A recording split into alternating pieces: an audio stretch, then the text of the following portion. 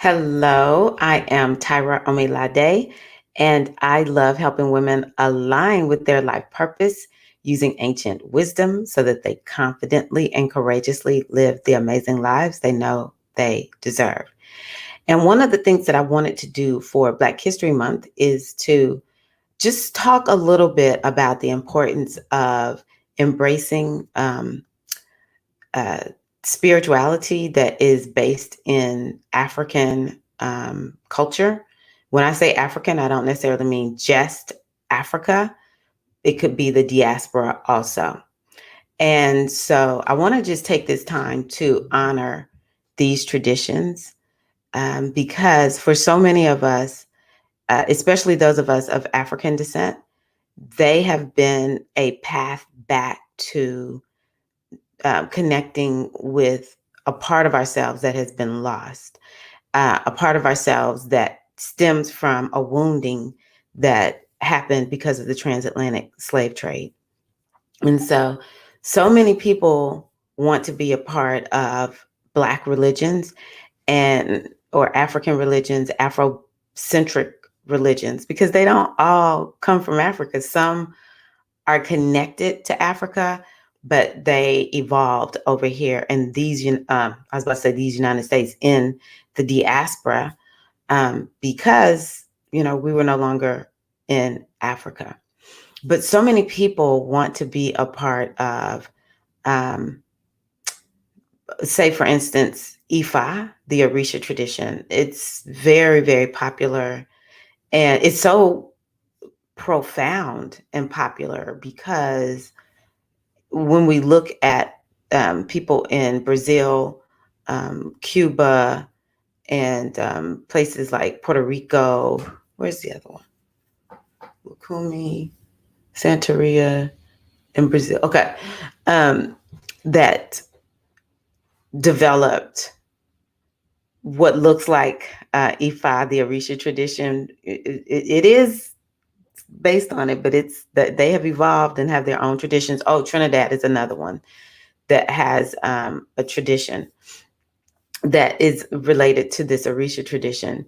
That's how powerful it is. It has given birth to other spiritual traditions, and it's because there were so many um, from the African, well, from Nigeria, who were brought over, and so for whatever reason, the Yoruba traditions became like overarching, especially when it comes to the spirituality, that their traditions were overarching and adopted because over here Africans became one people.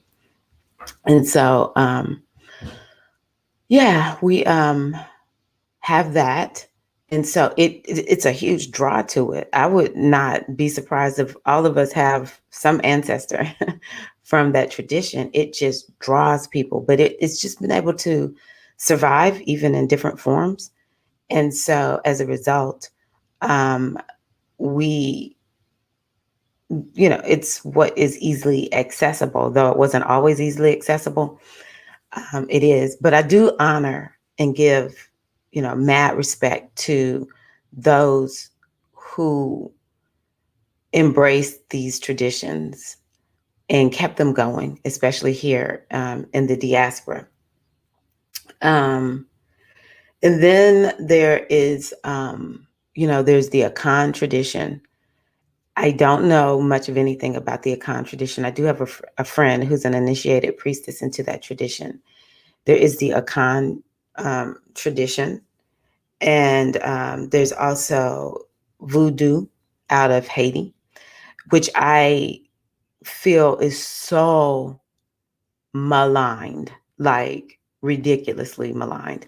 Now, at the end of the day, I'm not saying anything is perfect. I'm just saying uh, most any religion that is not Christian over here, in this Western culture in the Americas is maligned. It took a while well, I don't even know people will tolerate Judaism or Islam. I don't feel like it's well tolerated, but it's way more accepted. Buddhism, not when I was a kid, it was not. It was like, no, if it's not Christian, it's no good. Like that's the prevailing theory that was around when I was growing up. So, it's hard being other than Christian anyway. All these years, I'm not talking about just now. I'm talking way back when. If you were something besides, Protestant, Christian, or Catholic, you were going to be maligned. These people kept these traditions going. They were just like, forget it. Even hid, some of this behind Catholicism. And then the ones who so going back to Haiti. So, the Haitian voodoo, I think, is maligned even more because Haiti is hated because Haiti freed itself, and it freed itself by owning its Blackness, its Africanness, and embracing the spirituality of, their ancestors. This is how Haiti got free. And so, like, I feel like Haitian voodoo is maligned even more, even more. Like, it's Hollywood has even gone out of his way to make voodoo look bad. Um, so yeah, yeah, it's amazing. But to think about how so many of these traditions have survived, and if even if we look back at Africa, which has been invaded by um, the Arabs, which brought in Islam to the point where people think Islam is the religion of Africa. Are you kidding me? Maybe up north, no, maybe because they were closer. But Islam ain't the religion of Africa. Are you kidding me? What's the language? Arabic. Okay, no. I remember people trying to sell me on that. Forget it. Forget about it. And then, of course, invaded by Christian cultures. And it's like, wow, you can't even talk to some Africans about African spirituality because they're like, oh, hell no. I'm like, well, really? Really? Okay. So for the ones who continue their indigenous practices, deep bow of respect. Deep bow. I mean, like this, talk about revolutionary acts. I don't know how religion has become so, well, I guess I do know, but to turn religion, how religion has become such a sensitive topic that people will kill each other over religion in the name of their God. Are you kidding me? Oh my God. It's just mind blowing for me as somebody who's like,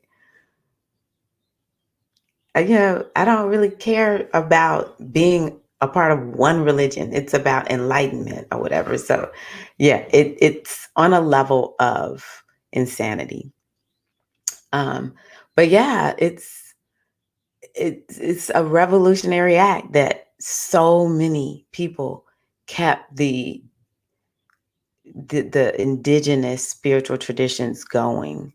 And for those of us in the diaspora, the ones that got inherited and created for our survival over here. It's mad respect. When you hear people who are raised up in times where they uh,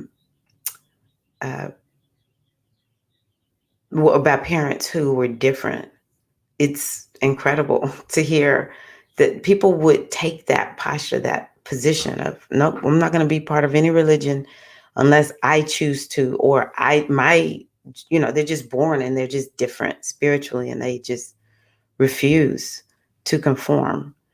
That's stout. And so, yeah, I just wanted to take this time. We need to honor these teachers. And there's a lot of corruption. I'm just being 100 in these traditions. But what makes that any different from most religions or spiritual communities? It's always going to be something, right? Humans will do what humans do. So it's not unique to these traditions. Um, and people oftentimes are shocked when they realize, oh, wow, I need to be careful with who I work with. Um, and even the ones who are from, let's say, Haiti or some culture in Africa, let's say Nigeria, and they've seen people who use these religions for dark. I mean, that's legitimate fear right there.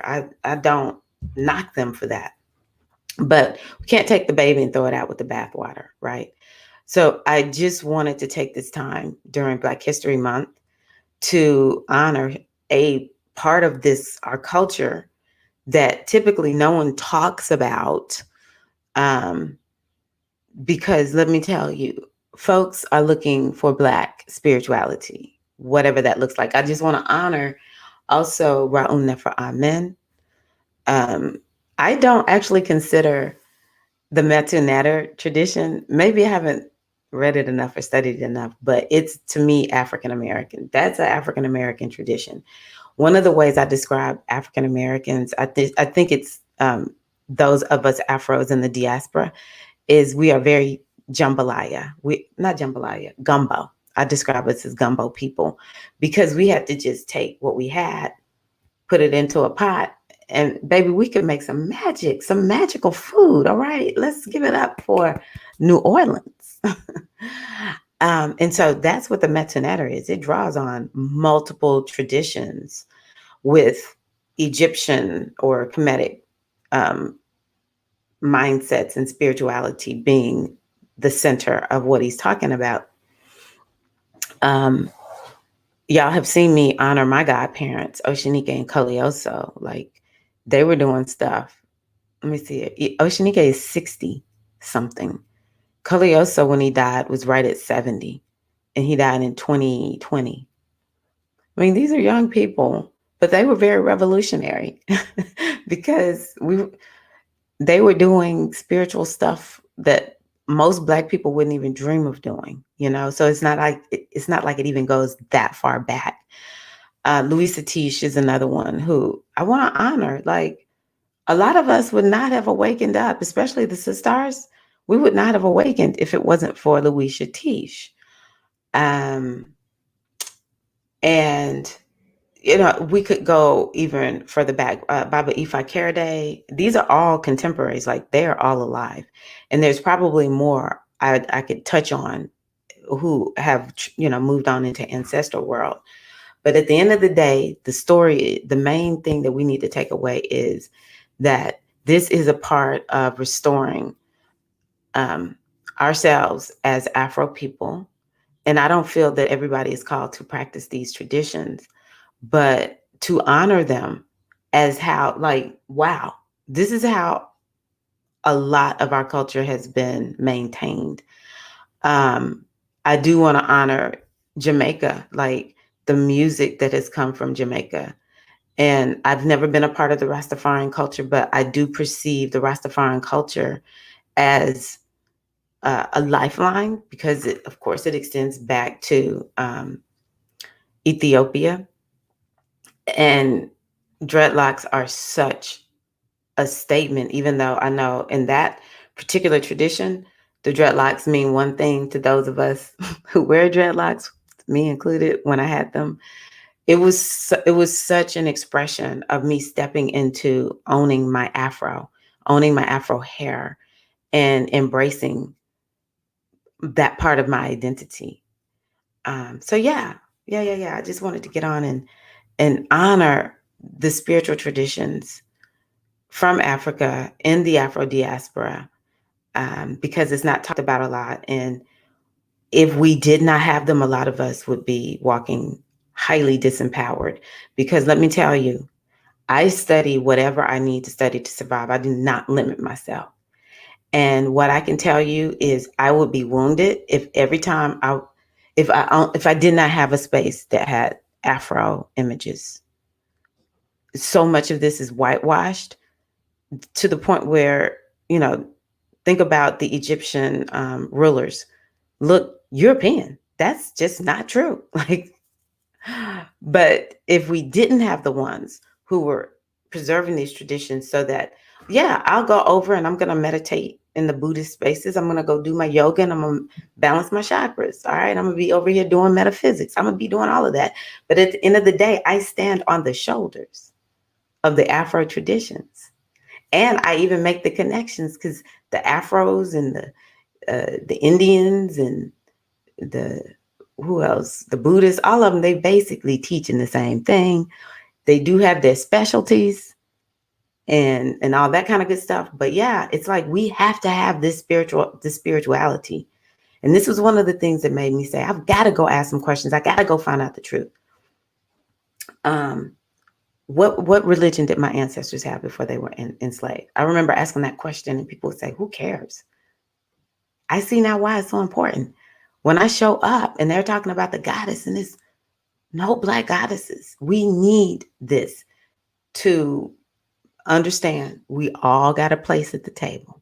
We all got a place at the table. And at the end of the day, everybody is initiating into Ifa. Ifa is worldwide, baby. It's like Pitbull. It's Mr. Worldwide.